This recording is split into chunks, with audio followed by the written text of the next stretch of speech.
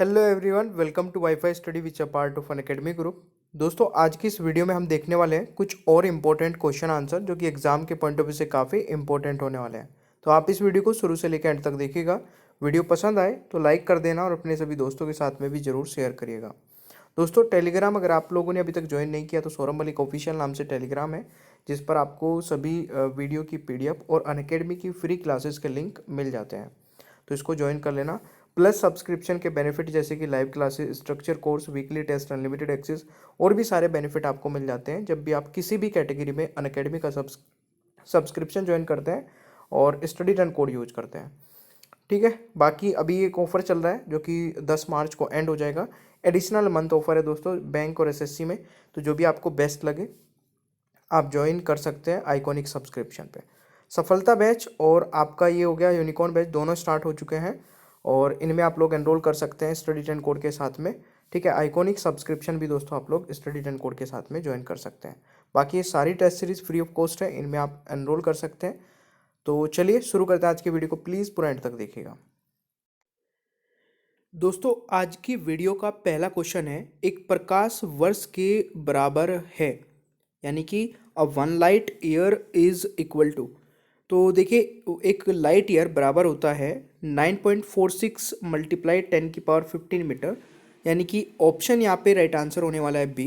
तो ये आप लोग को याद रखना है। ठीक है, फर्स्ट क्वेश्चन था ये, और जिस भी क्वेश्चन का आंसर आता होगा नीचे कमेंट बॉक्स में आंसर बताते रहिएगा। सिर्फ ऑप्शन बताना है कि आपको कौन सा ऑप्शन सही है। ठीक है ना। चलिए, नेक्स्ट है, ऑस्ट्रिया, सर्बिया और हंगरी की राजधानी किस नदी के किनारे स्थित है। तो देखिए, कोशिश करिए कि क्या राइट आंसर होगा। देखिए दोस्तों, ऑस्ट्रिया, सर्बिया और हंगरी की राजधानी डेन्यूब नदी के किनारे स्थित है, यानी कि ऑप्शन यहाँ पे डी राइट आंसर होगा। देखिए दोस्तों, वोल्गा नदी के बाद डेन्यूब यूरोप की दूसरी सबसे लंबी नदी है और यह मध्य और पूर्वी यूरोप में स्थित है। आज विश्व के किसी भी अन्य नदी की तुलना में यह 10 देशों से होकर बहने वाली नदी है। दोस्तों, ये भी एक इम्पोर्टेंट क्वेश्चन है, इसको भी आप लोगों को याद रखना है। ठीक है, और 10 देश कौन कौन से हैं एक बार देख लीजिए। Germany, Austria, Hungary, Serbia, Romania, आपका हो जाएगा दक्षिण पूर्वी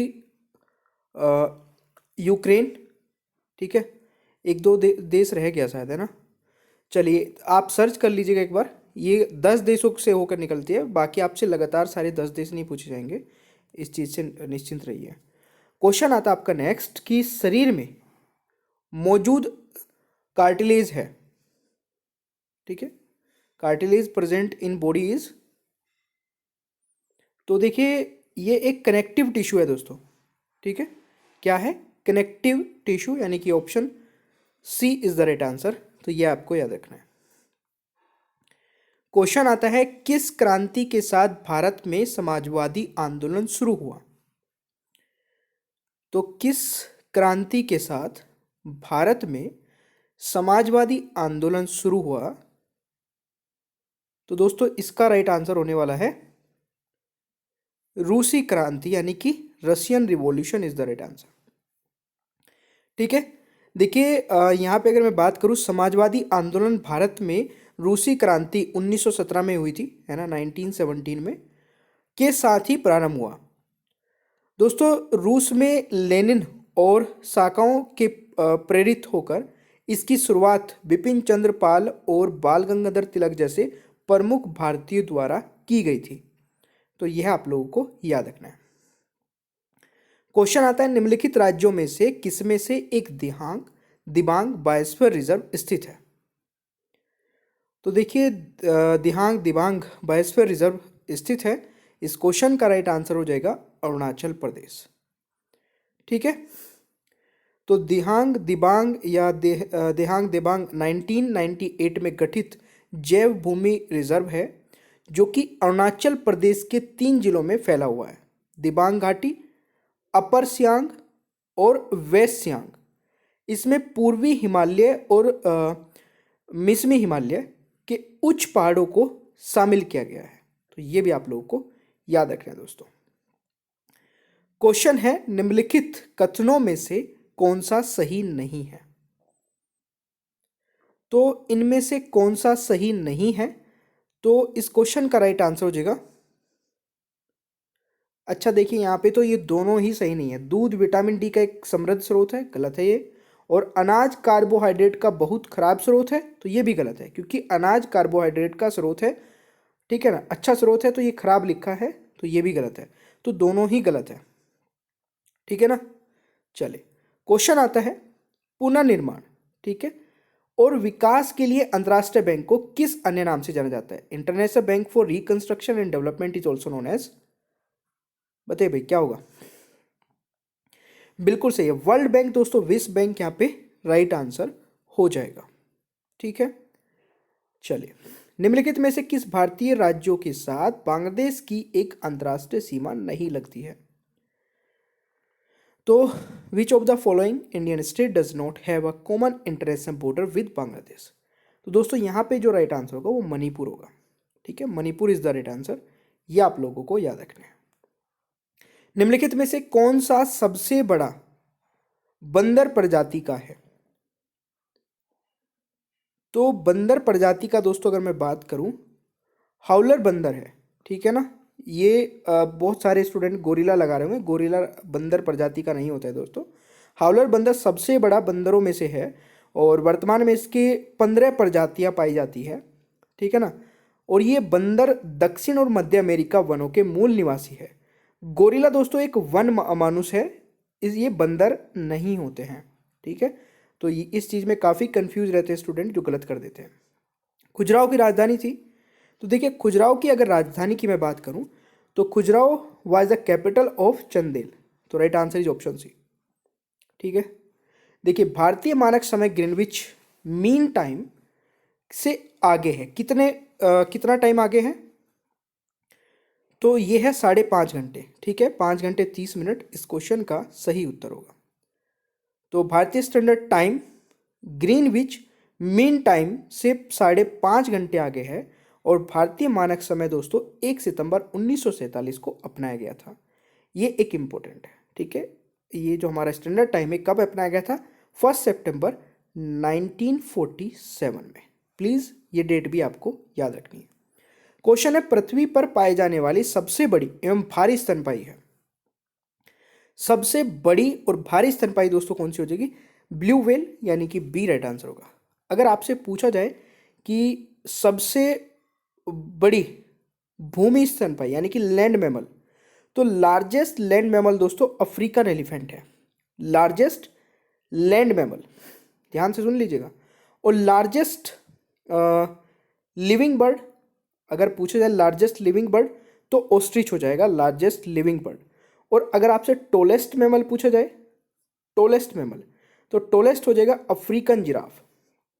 तो ये सारे अलग अलग होते हैं, इनमें कंफ्यूज नहीं होना है।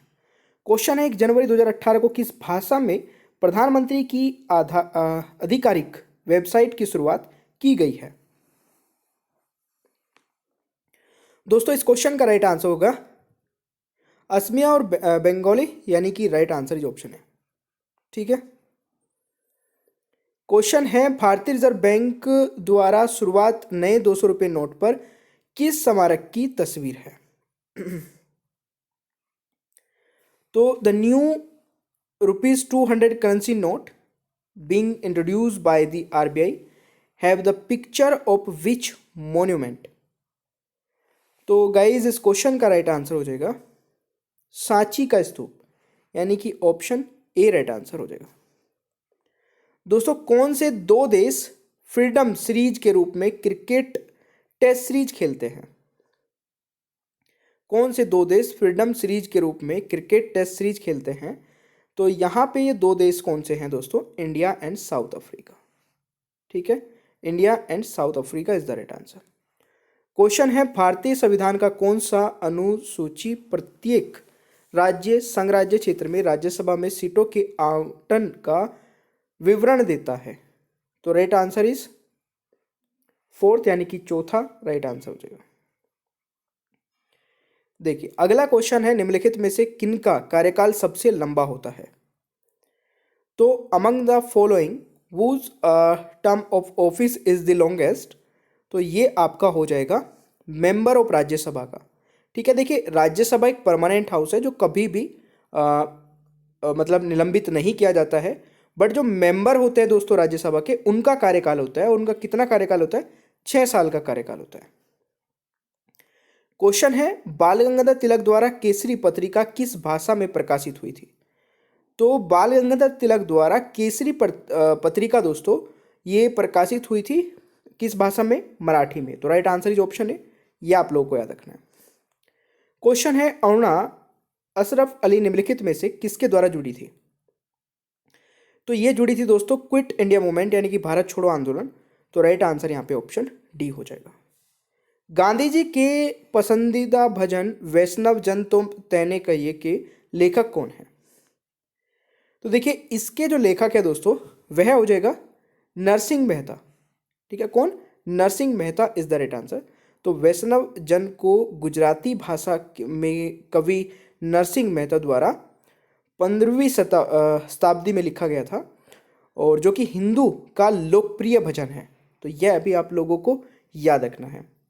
तो प्लीज़ देखिए एक तो लाइक कर दिया करें, ठीक है, और इसी प्रकार से रेगुलर सुबह 6 बजे वीडियो आती है इसी चैनल पे, तो फॉलो भी कर लीजिए। चलिए और नेक्स्ट पीडीएफ पे चलते हैं।